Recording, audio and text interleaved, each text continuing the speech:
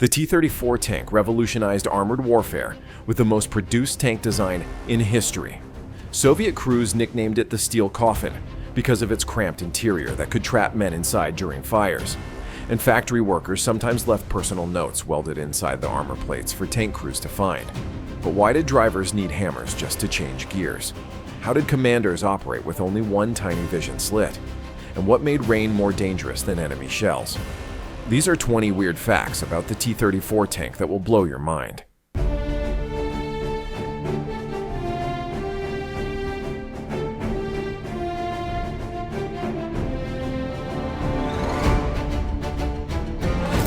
Number 20. The two-man turret nightmare. Early T-34s crammed two men into a turret barely big enough for one. The commander had to do everything: spot targets, give orders, aim the gun, load shells, and fire. Imagine trying to command a battle while wrestling 70-pound shells in a space smaller than a phone booth. When things got hectic, commanders literally couldn't keep up. They'd be loading a shell while enemy tanks moved into position. By the time they got back to the periscope, the target was gone. Soviet reports called it tactically blind because commanders spent more time loading than looking. One veteran described it as fighting with one hand tied behind your back and a blindfold on. The Germans quickly learned to exploit this weakness, attacking from multiple directions, knowing the overwhelmed commander couldn't respond effectively. Number 19. The rotating floor problem. Here's something that sounds like a design joke, but was deadly serious. The T-34's turret had no floor basket, meaning when the turret rotated, the floor stayed still. Loaders had to crawl and stumble over ammunition bins while the turret spun around them. Picture trying to load shells while the walls rotate and you're climbing over metal boxes filled with explosives. Loaders got their legs tangled in equipment, fell face first into shell casings, and sometimes got partially crushed between the turret wall and ammunition. During rapid turret movements, loaders would desperately grab onto anything stable, often dropping shells that would roll around the fighting compartment. Veterans developed a weird crab walk technique, moving sideways while bent double to avoid getting knocked over. Some crews jerry-rigged rope handles inside the turret just so the loader had something to hold on to. Number 18. The commander's blindness. Pre-1942. T-34 commanders had vision so bad, it's amazing they hit anything. One vision slit. That's it. A narrow glass window the size of a mail slot to see the entire battlefield. No cupola, no periscopes, just one tiny window that fogged up, got covered in mud, or shattered from near misses. Commanders had to expose their heads outside the turret to actually see what was happening, making them perfect sniper targets. German tank crews called T-34 commanders jack-in-the-boxes because they'd pop up, look around frantically, then duck back down. The solution came in 1942 with a simple periscope, then later a proper cupola. But thousands of early T-34s went into battle essentially blind. One commander reported fighting an entire engagement using only the gunner's sight because his vision slit was completely blocked by mud and he couldn't risk opening the hatch. Number 17. The hammer gear shift. T-34 drivers didn't just need skill. They needed brute strength and a toolkit. The pre-1942 gearbox was so stiff that drivers kept hammers specifically for changing gears. Not metaphorically, actual hammers to bash the gear lever into place. The problem was poor synchronization and crude manufacturing tolerances. Shifting from second to third gear sometimes required two men, the driver pulling the lever while his assistant hammered it.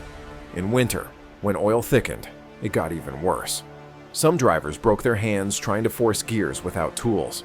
Training schools taught gear-changing techniques that included using both hands, your knee, and yes, a hammer.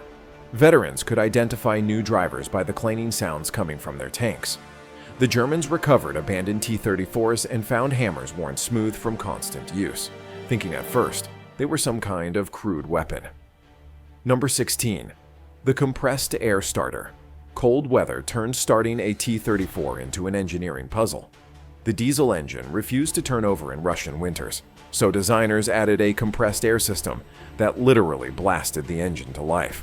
Crews had to pump up air bottles before shutting down, hoping they'd hold pressure overnight. If the bottles leaked, which happened constantly, you were stuck. The backup plan involved building fires under the engine compartment, a terrifying process with fuel and ammunition nearby. Some crews resorted to towing their tanks to start them, or using the engine from one running T-34 to charge the air system in another. The compressed air made a distinctive whooshing bang sound that could be heard hundreds of meters away, announcing to every German in the area that Soviet tanks were trying to start up. Smart crews learned to synchronize their starting attempts, creating a cacophony that masked how many tanks were actually running. Number 15. The magic of sloped armor. The T-34's sloped armor was revolutionary, but not for the reason most people think. Yes, angling increased effective thickness, but the real magic was making shells ricochet. German gunners trained to hit tanks square on suddenly watched their shots bounce off like tennis balls.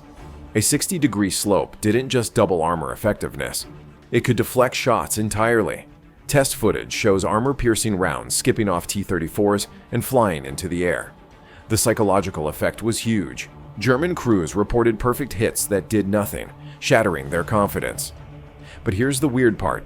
The angle that made it so effective also made production incredibly difficult. Workers had to bend thick steel plates precisely, and even small. Variations changed the armor's effectiveness. Some T-34s rolled off production lines with slightly wrong angles, making them significantly more vulnerable. Quality control was so inconsistent that tank crews would test their armor's angle with makeshift tools. Number 14. The armor quality lottery. Speaking of armor, T-34 crews played a deadly lottery with steel quality. Wartime production meant wildly inconsistent armor batches. Some plates were perfectly hardened, others were brittle as glass or soft as mild steel. Brittle armor shattered on impact, sending deadly spall fragments inside even if the shell didn't penetrate. Soft armor bent inward, creating bulges that jammed turrets or crushed crew members. Factory 183 had good quality control, but Factory 112's tanks were notorious for bad steel. Experienced crews learned to identify which factory built their tank and adjusted tactics accordingly. Some units conducted armor tests by hitting their own tanks with sledgehammers. If the armor chipped or dented easily, that tank stayed in reserve. The Germans discovered this inconsistency and specifically targeted T-34s from certain factories they knew had inferior armor. Tank crews tried everything from welding extra track links to carrying sandbags, not trusting their armor to protect them. Number 13. The rain problem. Imagine being buttoned up in a tank during combat, only to have rain pouring inside. T-34s leaked like sieves.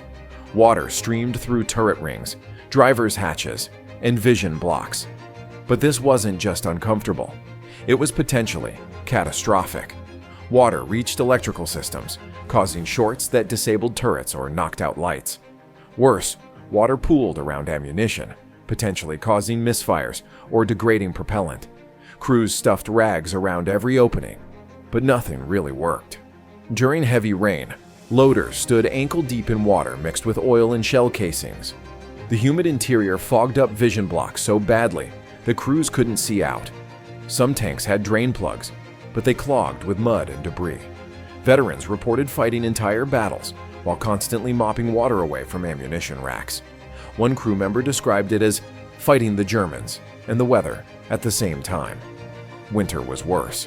Water would freeze overnight, locking hatches shut until crews could thaw them. Number 12.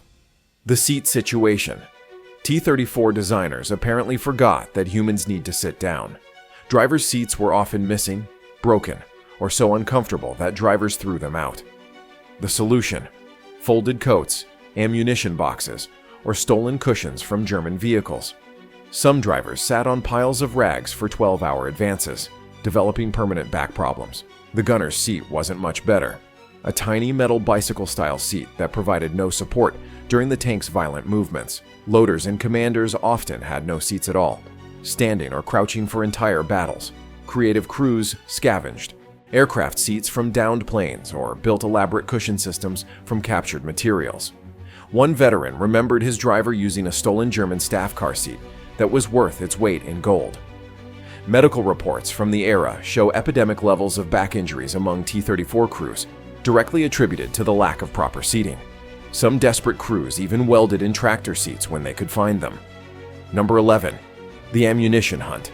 After firing the ready rounds, T-34 loaders faced a nightmare scenario. Additional ammunition was stored under the rubber floor mats, in bins beneath equipment, and in corners impossible to reach during combat. Loaders had to literally dig for shells while the tank bounced over terrain and the commander screamed for more rounds. The rubber mats were slippery with oil and diesel fumes, making it treacherous to pull up heavy shells.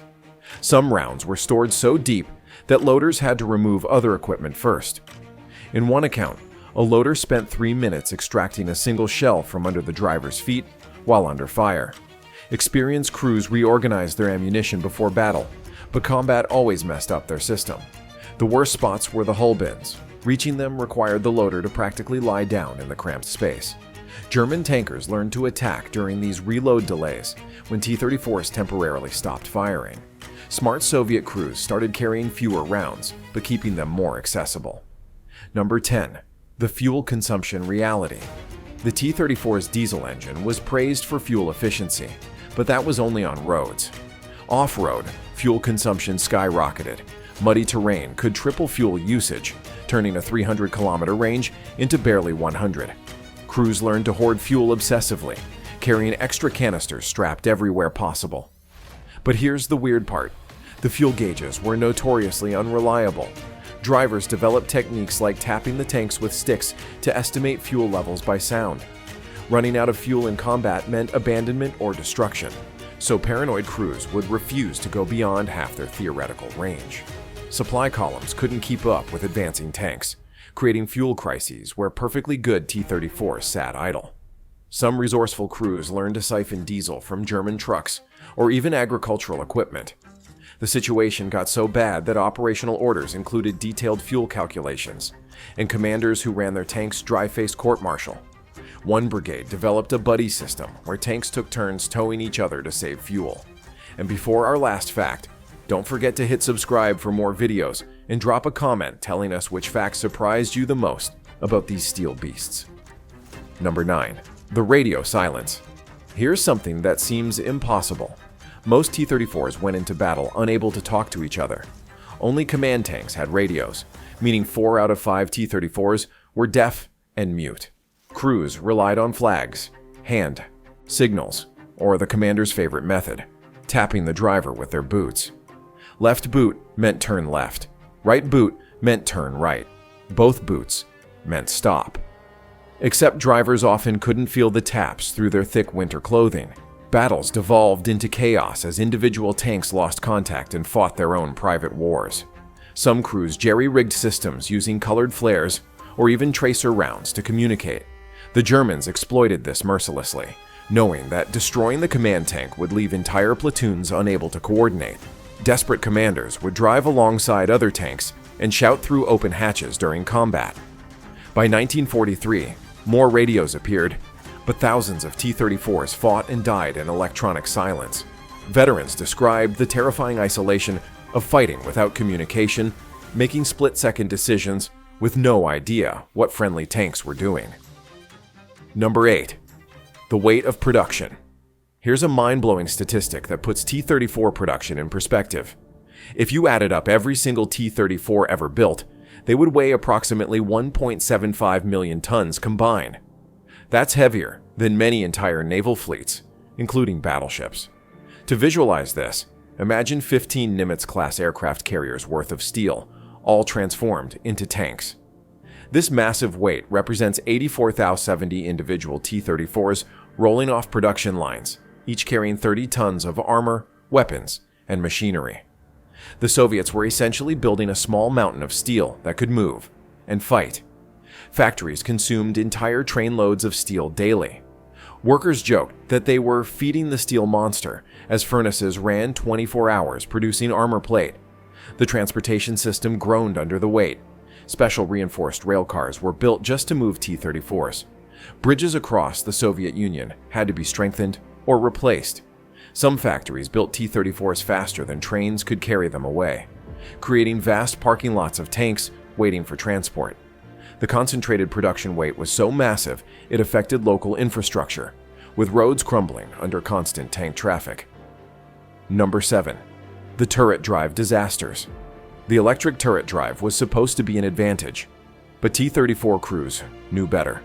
Motors sparked constantly, filling the fighting compartment with the smell of burning insulation. Under combat stress, drives would suddenly jam, break, or catch fire. Crews carried hand cranks for manual traverse, but try tracking a moving target while frantically cranking a wheel. It took 45 seconds to rotate the turret 360 degrees by hand, an eternity in tank combat. The electric motors were sensitive to moisture, and remember that leak problem? Water and electricity created spectacular failures. Some crews disconnected the power traverse entirely, preferring predictable manual control over unreliable motors. The system drew so much power, it could drain batteries if used continuously. Sparking. Motors also posed a fire risk near ammunition. German tankers learned to recognize the jerky movement of T-34 turrets with failing drives and would circle faster than the Soviets could traverse. Maintenance was nearly impossible in the field. Burned-out motors meant returning to depot-level repair. Number 6. The ground strike problem. The T-34-85's long 85mm gun barrel created an unexpected issue. It could hit the ground. When cresting hills or navigating rough terrain, the barrel would slam into the earth, potentially bending or damaging the gun.